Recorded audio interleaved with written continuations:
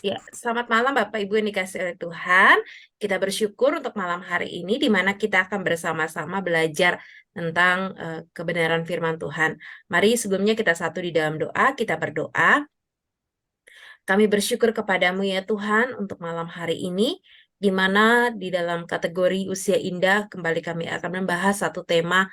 Kiranya Tuhan memberkati kami bersama-sama sehingga melalui materi pada malam hari ini kembali dapat mengingatkan kami betapa Tuhan itu baik, Tuhan ada selalu bersama-sama dengan kami, dan biarlah Tuhan boleh menguatkan iman kami melalui materi pada malam hari ini. Terpujilah Engkau ya Tuhan, ini doa kami. Hanya di dalam nama Tuhan Yesus kami berdoa dan bersyukur.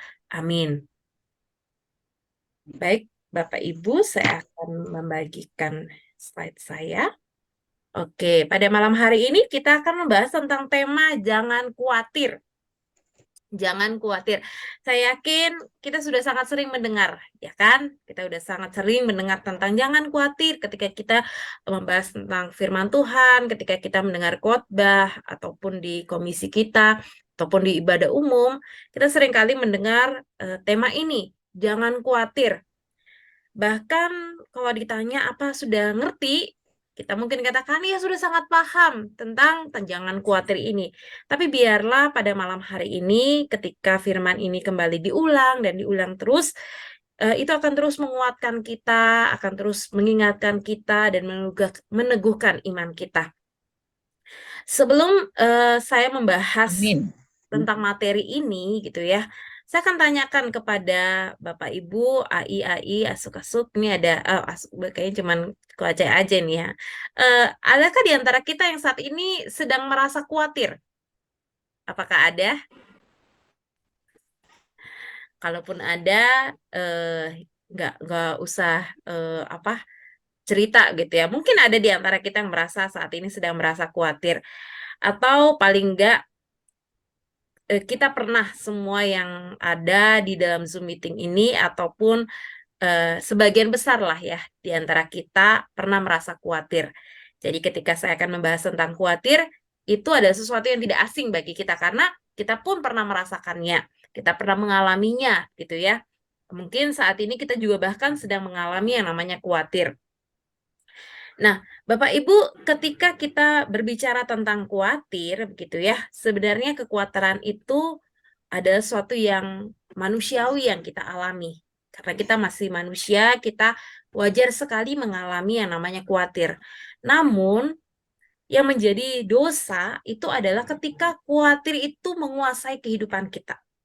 Ketika kekhawatiran itu tidak lepas dari hidup kita, itu yang menjadi dosa. Bahkan setiap saat kita merasa khawatir, itu yang salah dan itu yang menjadi dosa di dalam kehidupan kita.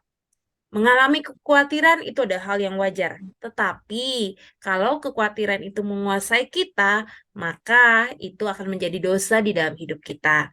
Sebenarnya kalau tadi saya katakan kita pernah merasa khawatir. Bahkan mungkin saat ini ada di antara kita juga yang mengalami kekhawatiran. Tapi eh, tahukah kita gitu ya, apa pengertian khawatir?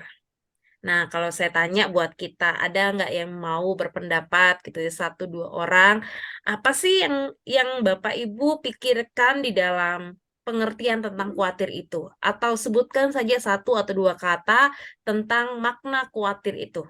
Ada yang mau berikan pendapat? Apa itu khawatir? Dalam pengertian kita, dalam pemikiran kita, khawatir itu apa sih? Takut. Takut. Oke, ada lagi? Khawatir itu apa? Apakah sesuatu yang hanya... Memikirkan hal yang belum terjadi. Kenapa, Ih? Masalah, masalah. Masalah. Atau Idewi tadi apa? Yang belum terjadi apa? Memikirkan hal-hal yang belum terjadi. Jadi kita sendiri perasaannya bagaimana gitu. Iya, jadi memikirkan hal-hal yang belum terjadi gitu ya. Oke, terima kasih untuk tanggapannya. Kenapa saya tanyakan demikian begitu ya? Seringkali, lo ya khawatir, khawatir. Ngertilah kita apa itu artinya khawatir gitu ya. Tapi ternyata ketika saya mempersiapkan materi pada malam hari ini, ada beberapa istilah yang seringkali disamakan dengan kata khawatir. Apa itu? Yaitu kepanikan. Yang kedua, ketakutan. Dan yang ketiga, kecemasan. Nah, tiga kata ini seringkali diidentikan, disamakan dengan khawatir. Tapi ternyata kepanikan tuh berbeda dengan khawatir. Ketakutan berbeda dengan khawatir. Jadi, sedangkan kecemasan itu hampir dikatakan sama dengan pengertian khawatir. Jadi tiga kata ini, tiga istilah ini, yaitu kepanikan, ketakutan, kecemasan, seringkali disamakan dengan pengertian khawatir. Tapi sebenarnya dan sesungguhnya dalam dunia psikologi begitu ya, tiga istilah ini berbeda dengan khawatir. Hanya kecemasan saja atau rasa cemas itu yang istilahnya sangat mirip dengan khawatir. Nah, sebenarnya menurut ahli psikologi gitu ya, seorang dokter, dokter Thomas Borkovec, seorang peneliti di Penn State University, ya diberikan gelar sebagai dokter khawatir. Mengapa? Karena penelitiannya yang luas tentang khawatir itu seperti apa. Ia berpendapat bahwa kekhawatiran adalah serangkaian pikiran dan gambaran-gambaran yang menghasilkan perasaan-perasaan negatif. Pikiran-pikiran itu tidak bisa dikontrol dan berkaitan dengan suatu masalah tertentu yang tidak pasti. Biasanya, para pengkhawatir yakin bahwa kemungkinan besar akan terjadi satu hal atau lebih yang bersifat negatif. Jadi kalau dari ahlinya mengatakan bahwa kekhawatiran itu apa? Kekhawatiran itu adalah serangkaian pikiran. Jadi ada di pikiran kita dan juga mengalir di dalam perasaan-perasaan kita. Dan itu ada sesuatu pikiran yang negatif, perasaan yang negatif gitu ya.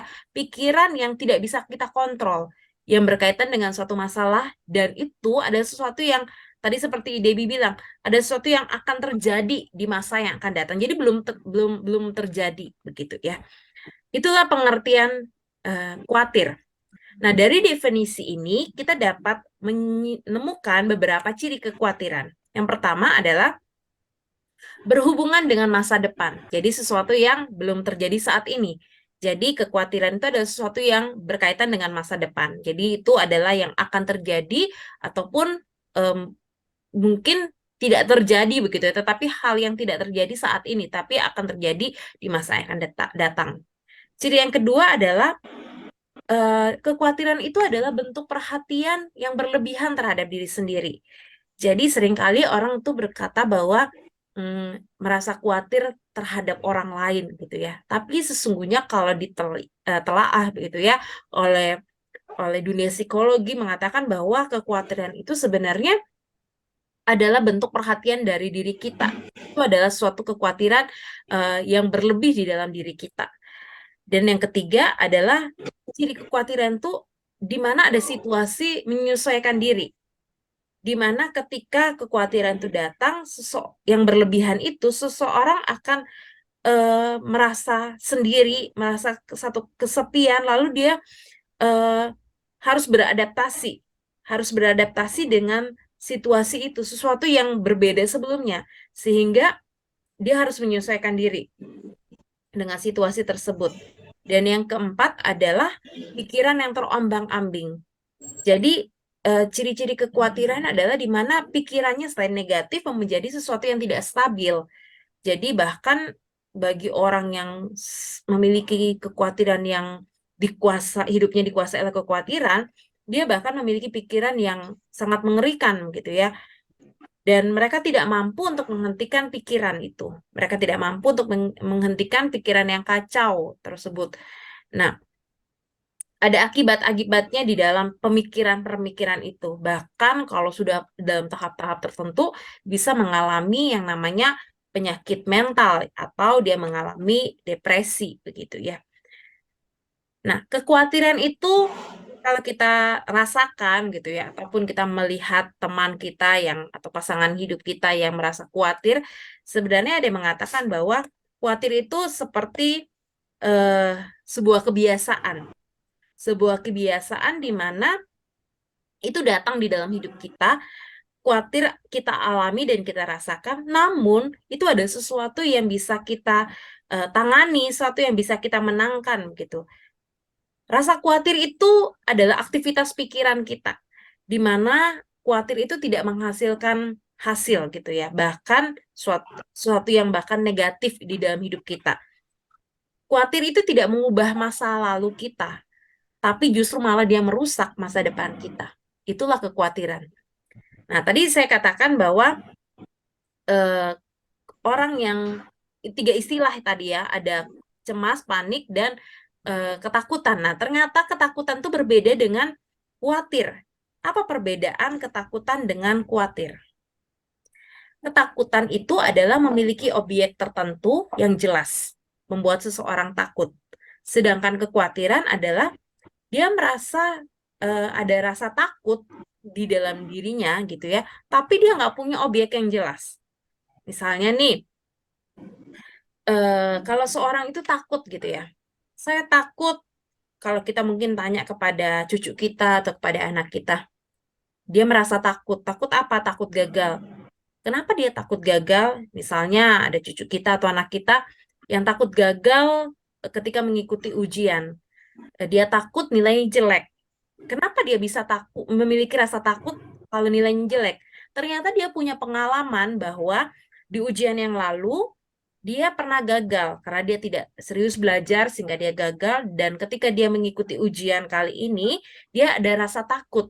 Karena apa? Ada satu pengalaman di masa lalu bahwa dia pernah gagal. Ini ada objek yang jelas. Jadi dia punya rasa takut karena dia punya pengalaman. Nah, ada seorang yang mungkin mengalami sakit yang cukup berat gitu ya, misalnya sakit kanker. Ada rasa ketakutan yang dialami. Takut mungkin mengalami ketakutan akan kematian begitu ya. Karena apa? Karena penyakit kanker yang dialami. Karena sumbernya jelas gitu, ada penyakit kanker yang sedang diderita. Berbeda dengan kekhawatiran atau kecemasan. Misalnya ada seseorang yang datang ke dokter gitu ya. Sebenarnya datang ke dokter bukan untuk memeriksakan penyakitnya, apalagi mungkin Bapak Ibu dengan usia tertentu ataupun dengan menjaga kesehatan, biasanya kita akan melakukan yang namanya kontrol gitu ya, kontrol rutin gitu ya, mungkin per 6 bulan atau per 1 tahun sekali gitu ya. Kita cek darah rutin, itu medical check up dan lain sebagainya. Nah, ada orang-orang yang sebenarnya datang ke dokter gitu ya, itu untuk periksa hanya sekedar kontrol. Nah, namun sampai ketika dia mungkin ngantri gitu ya, ngantri di dokter untuk membacakan hasil tes medikalnya gitu ya, eh, dia lihat, wih banyak ya orang yang sakit-sakit ini, sakit itu gitu ya. Ketika kita mungkin berada di rumah sakit, wih, kita sampai kaget kayak gitu ya, ampun ternyata banyak orang yang dengan penyakit segala macam. Lalu muncul rasa khawatir, ih jangan-jangan ada tes darah saya yang kenapa-kenapa ya. Padahal kita cuma datang kontrol gitu ya. Jadi ketika masuk mungkin masih nunggu pun lihat orang-orang dengan segala penyakit, kita menjadi apa ada gemeteran gitu ya, ada rasa jantung mulai berdebar-debar. Aduh, kayak apa ya nanti kalau saya masuk ke dalam, nanti dokter bilang saya sakit apa, saya sakit apa. Itu namanya kekhawatiran.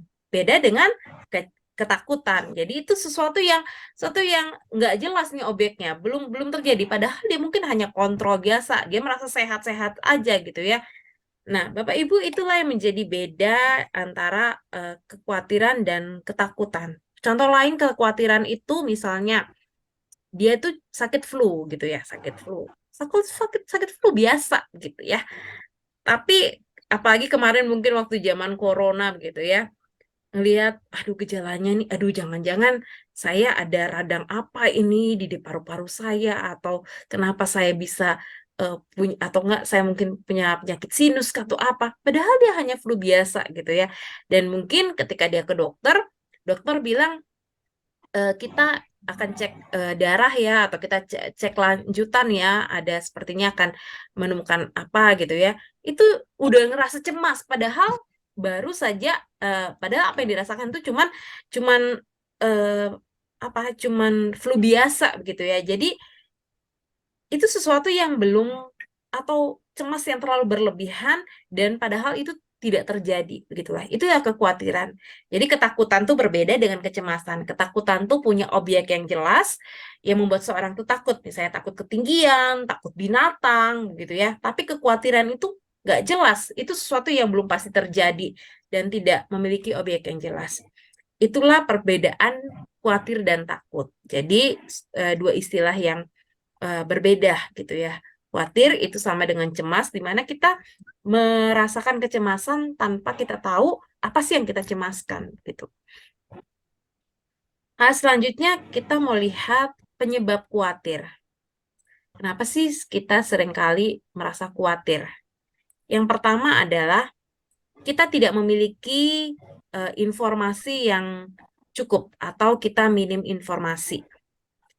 Kita tidak memiliki kejelasan informasi gitu ya. Misalnya nih, ketika kita datang memeriksakan diri ke dokter, terus dokter berkata kita harus melakukan cek lab karena dokter menemukan gejala-gejala ke arah penyakit tertentu, di mana dokter harus memastikan dan harus dilakukan cek darah lengkap, misalnya. Bisa jadi kita langsung mengalami kekhawatiran dan mulai menduga-duga, wah jangan-jangan saya sakit kanker nih, atau jangan-jangan saya sakit apa gitu ya. Yang kita duga-duga sendiri gitu ya. Sampai mungkin bahkan hasil hasil tes darahnya atau cek labnya itu belum keluar, kita sampai nggak bisa tidur berhari-hari sampai cek lab itu keluar gitu ya, sampai kita mendapatkan informasi. Nah, seringkali ini yang menjadi penyebab kekhawatiran, di mana kita tidak memiliki informasi yang cukup. Kita nggak tahu nih dengan benar, dengan lengkap yang terjadi dalam hidup kita. Atau yang kedua, ada rasa tidak percaya diri di dalam diri kita karena kita mengalami kegagalan di masa lalu. Jadi ada kegagalan di masa lalu kita yang merontokkan ataupun kita tidak memiliki lagi satu keyakinan percaya diri di dalam diri kita. Misalnya ketika kita muda, ketika Bapak Ibu muda gitu ya, eh, pernah coba untuk masuk kuliah gitu ya, untuk satu jurusan pengen jadi dokter begitu ya, tapi gagal gitu ya. Nah, ketika anak atau cucu kita mencoba, kita tuh punya rasa khawatir gitu ya, karena kita merasa bahwa aduh kayaknya nggak mungkin dia karena susah loh masuk kedokteran gitu ya. Ada rasa khawatir padahal mereka itu mempersiapkan diri dengan baik begitu ya, belajar dengan baik. Nah, hanya karena kegagalan kita membuat kita cemas, khawatir yang terjadi pada orang lain. Kita khawatir adalah kita tidak punya informasi yang lengkap, yang cukup gitu ya, atau kita tidak merasa tidak percaya diri karena kita punya kegagalan, trauma kita di masa lalu sehingga menyebabkan kita merasa khawatir gitu ya. Iya, jadi ketika kita mengalami khawatir, hal pertama yang paling sering adalah rasa keresahan. Ini adalah tahap yang paling bawah gitu ya. Kita merasa resah. Ini adalah reaksi langsung dari cemas atau kekhawatiran. Di mana resah itu adalah ketika kita tidak mungkin gelisah gitu ya. Resah itu gelisah, di mana kita tidak bisa duduk dengan tenang, kita sulit berkonsentrasi, kita sulit untuk berpikir jernih gitu ya. Kita mulai gugup. Nah, seseorang yang dikuasai oleh kecemasan atau kekhawatiran itu pasti akan berusaha untuk tenang gitu di dalam dirinya. Dia seseorang itu pasti akan berusaha bagaimana caranya untuk bisa tenang dan menghalaukan rasa khawatir itu. Biasanya apa yang dilakukan oleh orang-orang? Biasanya dia akan mencari kegiatan lain gitu supaya tidak terlalu khawatir, pikirannya itu dialihkan gitu ya ke kegiatan-kegiatan yang lain, atau dia nelpon sana sini gitu ya, telepon temannya cerita gitu ya, atau ngomel gitu ya, banyak hal yang dikomentarin itu sebenarnya ada kegelisahan, ada resah di dalam dirinya sehingga yang ditimbulkan oleh khawatir gitu ya. Sebenarnya ada di paling bawah, ada kekhawatiran di dalam pikiran dan hatinya membuat dia terluapkan di dalam kegelisahan gitu ya, keresahan yang dialami. Hal yang kedua adalah kalau dia seorang itu sudah begitu resah gitu ya, tingkat kedua itu dampaknya adalah kelumpuhan. Ini yang dimaksud itu bukanlah kelumpuhan secara fisik ya, bukan lumpuh nggak bisa berjalan, enggak. Tapi dari resah, dari gelisah itu dialami oleh seseorang, pasti akan berusaha untuk mencari bantuan ke sana kemari gitu ya, bicara dengan banyak orang, tapi kok nggak dapat ketenangan, nggak dapat jawaban yang dibutuhkan. Akhirnya seorang yang resah itu lelah gitu ya, capek gitu ya. Kok rasanya saya sudah berusaha untuk supaya tidak khawatir, kok masih aja ada gitu ya. Saya berusaha untuk cari kegiatan, tapi kok ada. Akhirnya dia merasa kelumpuhan. Kelumpuhan ini di mana kondisi seseorang merasa terkuras emosinya, energinya habis untuk mengatasi kekhawatiran yang dialami. Akhirnya dia mengalami kelumpuhan secara emosional atau secara psikologis. Jadi rasa lelah, capek gitu ya. Bahkan dia tidak lagi bergairah gitu ya, nggak mau lagi melakukan sesuatu. Energinya itu habis di dalam tahap yang pertama, rasa gelisahnya itu, rasa resahnya itu ya dia lakukan. Tingkat kedua itu dia akan akhirnya dampaknya dia merasa lelah secara energi, dia merasa eh, udahlah nggak usah ngapa-ngapain lagi gitu ya. Itu digambarkan sebagai kelumpuhan secara psikologis. Dampak yang ketiga adalah pada akhirnya tingkat yang paling akhir adalah dampaknya itu putus asa. Ini adalah tahap paling terakhir di mana seseorang merasa sudah kalah. Artinya dia merasa bahwa hidupnya sudah terlalu berat, terlalu banyak yang ada di pikirannya, dia udah capek gitu ya. Bahkan hatinya sangat gundah gulana, dia tidak tahu lagi mau ngapain, apa yang harus dia lakukan, dan dia mulai tergoda untuk menyerah. Dan di titik ini dalam kasus-kasus tertentu orang yang diawali dengan khawatir gitu ya, bahkan banyak orang yang karena menyerah ini pun akhirnya mengakhiri hidupnya. Jadi kekhawatiran ini kita dia bisa anggap remeh begitu ya. Kekhawatiran itu bukan sekedar pikiran negatif, tapi kalau kita lihat ternyata khawatir ini ada sesuatu yang harus benar-benar tidak kita miliki gitu ya. Karena orang yang khawatir pada tahap akhirnya gitu ya, kalau hidupnya dikuasai oleh kekhawatiran, rupanya dia punya rasa putus asa. Bahkan apa yang menyebabkan rasa putus asa itu bisa membuat dia akhirnya mungkin mengakhiri hidupnya begitu ya. Sungguh mengerikan orang yang punya rasa khawatir. Dampaknya ini baik yang kalau kita lihat dalam tingkat yang terendah, menengah, bahkan paling akhir gitu. Dari segi fisik pun kita mungkin kalau orang-orang yang mengalami khawatir biasanya asam lambungnya naik gitu ya. Atau dia merasa migrain, sakit kepala, sakit punggung yang mungkin diperiksa secara secara medis ya baik-baik aja begitu ya. Mungkin nggak ada penyakit-penyakit yang membahayakan atau sangat mengerikan, tetapi ini dimulai dengan khawatir. Nah, Bapak Ibu, itu sebabnya firman Tuhan berkata, jangan kamu khawatir. Mari kita bersama-sama membaca Matius 6 ayat 25 sampai dengan 34. Matius 6 ayat 25 sampai dengan 34. Saya akan membacakannya bagi kita sekalian. Karena itu aku berkata kepadamu, janganlah khawatir akan hidupmu, akan apa yang hendak kamu makan atau minum, dan janganlah khawatir pula akan tubuhmu, akan apa yang hendak kamu pakai. Bukankah hidup itu lebih penting daripada makanan, dan tubuh itu lebih penting daripada pakaian? Pandanglah burung-burung di langit yang tidak menabur dan tidak menuai, dan tidak mengumpulkan bekal dalam lumbung, namun diberi makan oleh Bapamu yang di sorga. Bukankah kamu jauh lebih melebihi burung-burung itu? Siapakah di antara kamu yang karena kekhawatirannya dapat menambahkan sehasta saja pada jalan hidupnya? Dan mengapa kamu khawatir akan pakaian? Perhatikanlah bunga bakung di ladang yang tumbuh tanpa bekerja dan tanpa memintal. Namun aku berkata kepadamu, Salomo dalam segala kemegahannya pun tidak berpakaian seindah salah satu dari bunga itu. Jadi, jika demikian Allah mendandani rumput di ladang yang hari ini ada dan besok dibuang ke dalam api, tidakkah ia akan terlebih lagi mendandani kamu, hai orang yang kurang percaya? Sebab itu, janganlah kamu khawatir dan berkata, apakah yang akan kami makan, apakah yang akan kami minum, apakah yang akan kami pakai. Semua itu dicari bangsa-bangsa yang tidak mengenal Allah. Akan tetapi Bapamu yang di sorga tahu bahwa kamu memerlukan semuanya itu.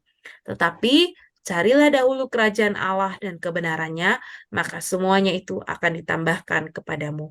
Sebab itu, janganlah kamu khawatir akan hari esok, karena hari esok mempunyai kesusahannya sendiri.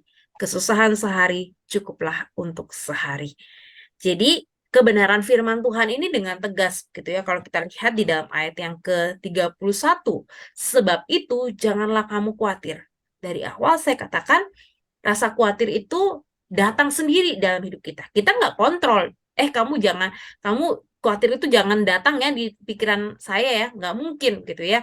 Kekhawatiran itu bisa saja datang, tetapi bagaimana kita mengolah rasa khawatir itu. Bagaimana kita tidak dikuasai oleh rasa khawatir itu. Bahkan firman Tuhan katakan, janganlah kita khawatir untuk apapun yang kita akan gunakan. Kita makan, minum, kita pakai. Katakan bahwa burung di udara itu Tuhan sediakan, apalagi kita yang akan kita makan. Bunga di padang Tuhan dandani dengan begitu indahnya, apalagi kita anak-anaknya untuk segala hal yang kita butuhkan. Bahwa dikatakan mengapa banyak orang terlalu khawatir akan kehidupannya. Bahkan bukan orang yang sudah banyak materinya pun, kaya pun, bisa saja khawatir gitu ya.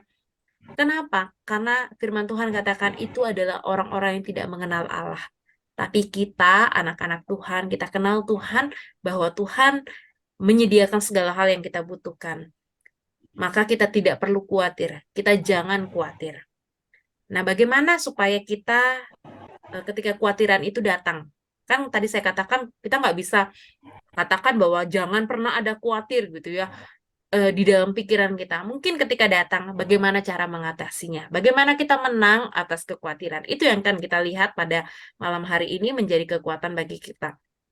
Bagaimana kita menang atas kekhawatiran? Yang pertama adalah berdoa dengan benar. Filipi 4 ayat 4-7 berkata, bersukacitalah senantiasa dalam Tuhan. Sekali lagi kukatakan, bersukacitalah. Hendaklah kebaikan hatimu diketahui semua orang, Tuhan sudah dekat. Janganlah hendaknya kamu khawatir tentang apapun juga, tapi nyatakanlah segala hal keinginanmu kepada Allah dalam doa dan permohonan dengan ucapan syukur. Damai sejahtera Allah yang melampaui segala akal akan memelihara hati dan pikiranmu dalam Kristus Yesus. Ayat ini sangat jelas ya. Dinyatakan bahwa janganlah hendaknya kamu khawatir. Kita jangan khawatir tentang apapun juga. Yang harus kita lakukan adalah berdoa. Berdoa kepada Allah. Nyatakanlah keinginanmu kepada Allah. Jadi kita tahu bahwa kita membawa doa kita itu kepada siapa? Kepada Allah yang kita sembah, Allah yang Maha Kuasa, Allah yang telah datang di dalam Yesus Kristus menyelamatkan kita. Kita berdoa kepadanya, Dia yang akan memenuhi segala kebutuhan kita,